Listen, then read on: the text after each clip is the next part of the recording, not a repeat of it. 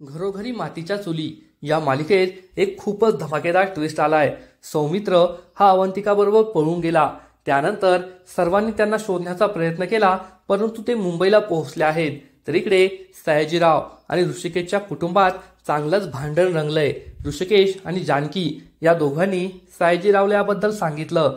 पुढील एपिसोडमध्ये आपण पाहू की ऐश्वर्याला सुद्धा हे कळणार आणि त्यानंतर हे दोघे चांगलाच तांडव करतील। ऐश्वर्या म्हणेल की तुम्ही सौमित्र आणि अवंतिकाला वाचवण्यासाठी माझ्या आयुष्याचं वाटोळ केलं आणि आपल्या मुलीचं लग्न मोडलं, आपली बदनामी झाली। हे पाहून सयाजीराव सुद्धा खूप चिडेल आणि चक्क ऋषिकेशवर गोळी चालवणार। तेव्हा जानकी ही ऋषिकेशचा जीव वाचवेल, परंतु सयाजीराव ठरवणार की आता तो सौमित्रला सोडणार नाही। सौमित्र जेथे कुठे सापडेल तेथे तो सौमित्रचा जीव घेणार, त्याला मारून टाकणार आणि हीच गोष्ट आता ऐश्वर्याने सुद्धा ठरवली आहे। परंतु यापेक्षा सुद्धा मोठा ट्विस्ट या मालिकेत लवकरच पाहायला मिळेल, जेव्हा ऐश्वर्याचं लग्न हे चक्क सारंग बरोबर होणार आहे। या मालिकेत हा खूपच मोठा ट्विस्ट असेल। आपण पाहू की सगळेजण हे खूप दुःखी असतील। सयाजीराव आणि ऐश्वर्या चिडलेले असतील। आता आमच्या कुटुंबाची खूप बदनामी होईल, छी थू होईल असा म्हणून ते ऋषिकेशला सगळा दोष देतील।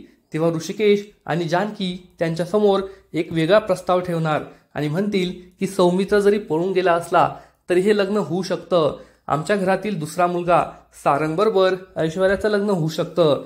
सयाजीराव तर यासाठी नकार देतील, परंतु ऐश्वर्या ही चक्क यासाठी होकार देईल, कारण तिने मनाशी ठरवलेलं असेल की आता ऋषिकेश आणि त्याच्या कुटुंबाचं वाटोळ करायचं, त्यांचा बदला घ्यायचा।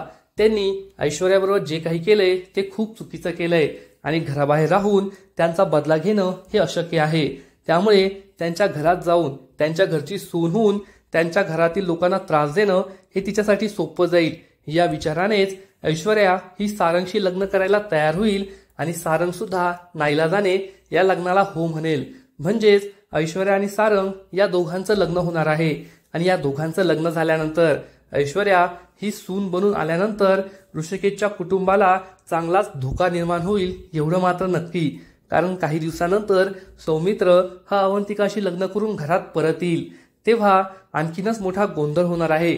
ऐश्वर्या आणि सौमित्र जेव्हा समोरासमोर येतील तेव्हा काय होईल, सारंग आणि ऐश्वर्याचा संसार कसा असेल, हे सगळं पाहणं खूपच इंटरेस्टिंग असणार आहे। तर तुम्हाला काय वाटतं, या मालिकेतील हा ट्विस्ट जबरदस्त आहे की नाही? ऐश्वर्या आणि सारंगचं लग्न होईल की नाही? नक्कीच कमेंट करून सांगा।